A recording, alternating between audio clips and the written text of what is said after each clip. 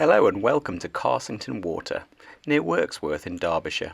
Today we're going to go on an 8-mile gravel ride around this reservoir, and although this is a rather short route, this can easily be linked with the Tissington and High Peak trails, as well as making a great family bike ride on its own.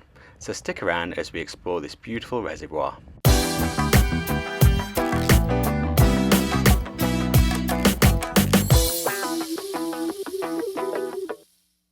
I'm starting this ride at Sheepwash car park on the edge of Carsington Water.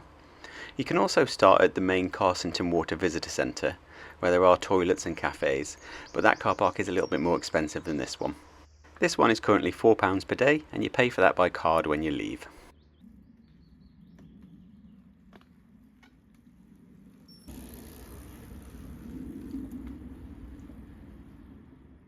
To start the ride, we're going to head past the pay station and out the car park the way that we drove in. And if you watched my last video on the High Peak and Tissington trail loop, this is where we started that ride as well, so this is where you could link the two rides together. When you get to these brown gates, we need to take a right turn and head on the reservoir trail. We head up this little access path and take a left to join the reservoir trail proper and begin to make our way around the reservoir. From here we have about 7.5 miles of traffic-free gravel riding around this beautiful area. As you can probably make out, the surface is perfect for a gravel bike, and this is pretty consistent all the way around the reservoir. Although if you're cycling with the family, mountain bikes will also be just fine on here. I wouldn't advise you come on here with a normal road bike. You might make it, but it's going to take a bit of a beating. This first section of the ride is right up against the fairly busy B5035. However, because you're sort of shielded on the side by hedges and you've got this nice gravel surface, it never really feels like you're that close, as we make our way in our own little world around the reservoir.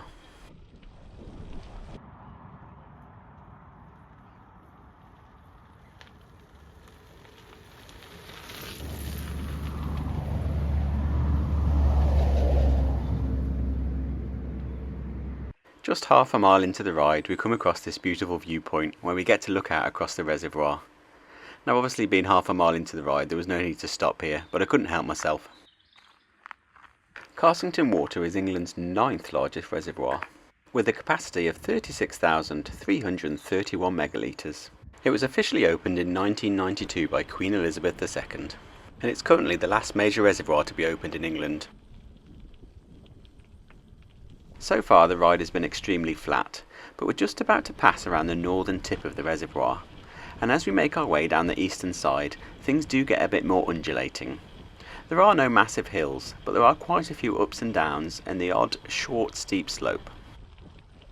Carsington Water is owned by Severn Trent Water, and it supplies water to Derbyshire, Nottinghamshire and Leicestershire. When it was built, it cost around £107 million. And the cost was no doubt inflated by the fact that the original dam that they built here failed and had to be rebuilt, and I'll talk a bit more about that when we actually cycle over the dam later in the ride.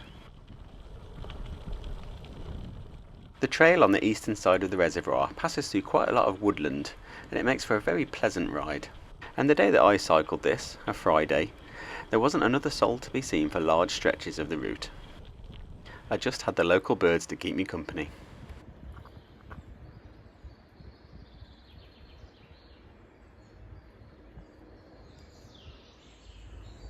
The reservoir is up to 31 metres deep, apparently the same height as up to 7 double-decker buses, and it covers an area of 300 hectares, which is around 700 football pitches.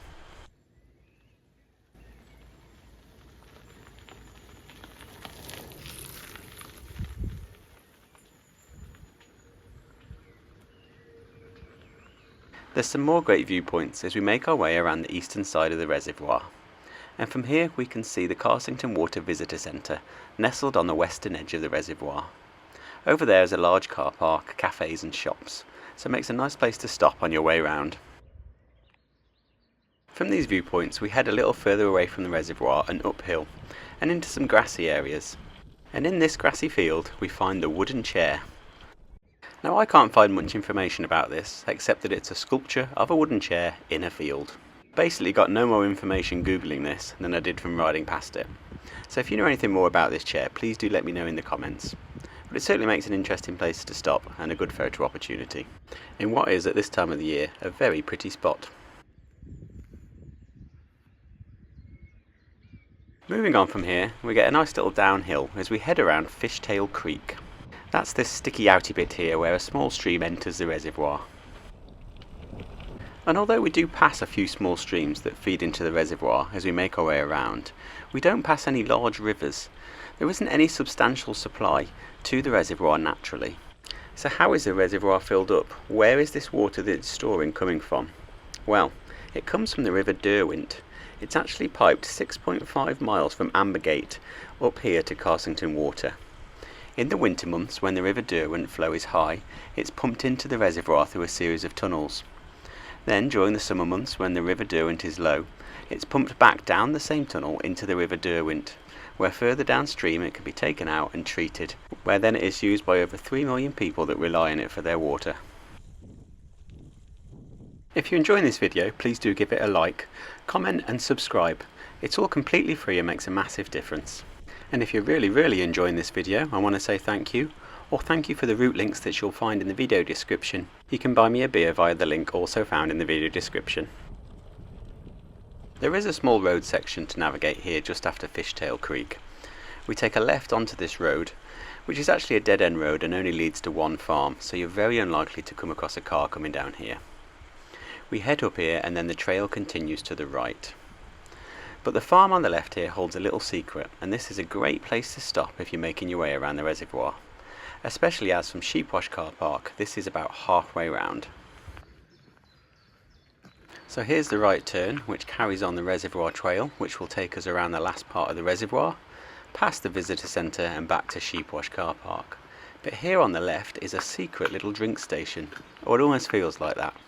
If we head up here and past this gate, you'll find a little spot with some benches and a small shed. And if we head into this shed, we'll find a number of vending machines. And if you've got a contactless card or Apple Pay, you're able to get yourself a snack and a drink. A great bit of enterprise by the local farmer here, I think. After taking advantage of those vending machines, I was on my way, carrying on around the reservoir towards the dam itself, enjoying great views of the reservoir to the right and a wonderful gravel surface, although it was a little bit up and down at this point. Probably the hilliest bit of the ride, although like I said before, there's no serious hills on this ride.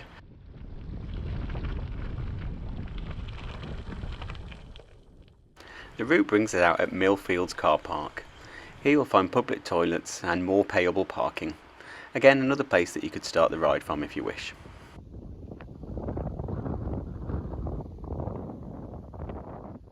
From Millfields car park, it's not far to the dam itself. As we pass through these woods before we get to the dam, you will find a memorial stone on the right from when the reservoir was opened. And as we come onto the dam itself, you can see the draw-off tower on the right. This is where the water is pumped in and out of the reservoir. And according to the sign, this is where the controls for the pumps are housed, which seems a little bit odd to me because it'd be quite difficult to get to if you wanted to turn the taps on or off. But that's what the sign says. But it is most definitely where the water comes in and out of this reservoir. We now get to ride across the top of the dam itself. It is quite exposed here, so you can expect it to be quite windy during certain times. However, it does make for a lovely scenic section of this ride. I did say earlier that this dam actually had to be built twice. Construction actually began in 1979, but in 1984 a partial collapse of the dam led to it being completely demolished and then rebuilt again in 1989 before it was opened officially in 1992. I did try to make sense of why the dam actually collapsed. It's something to do with the unusual shape of the dam's clay core and the way it had set, leading to non-uniform distribution of strain through the structure. If that makes sense to you, please do try and explain that to me in the comments. But this uneven distribution of strain led to the foundations of the dam failing, hence it had to be demolished and rebuilt.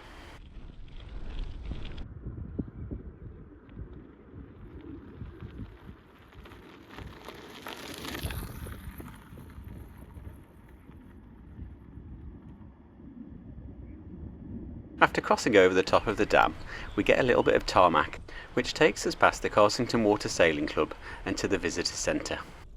Here at the visitor centre, I've already mentioned, there is a large car park, but I think this is the most expensive of the three that we've passed. There's also cafes, shops, a visitor centre for the reservoir, which tells you all about the water cycle, a kids playground and some toilets. There is also an activity centre here where you can hire bikes if you don't have your own. As I have my own bike and I've already rehydrated and had a snack at the little farmer's hut on the other side of the reservoir, I'm going to carry on past the visitor centre and carry on down the reservoir trail. This section between the visitor centre and Sheepwash car park was probably the busiest section of the trail that I cycled on, but it does have separate paths in places for bikes and pedestrians, which makes it a little bit nicer to cycle on.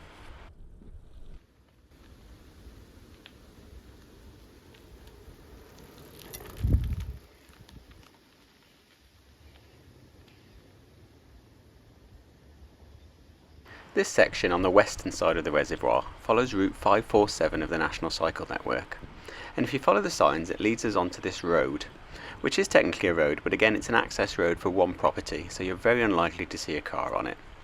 And as you're on this section, have a look on the right for the old RAF tower. This was built during the 1940s, during that small disagreement with our European neighbours.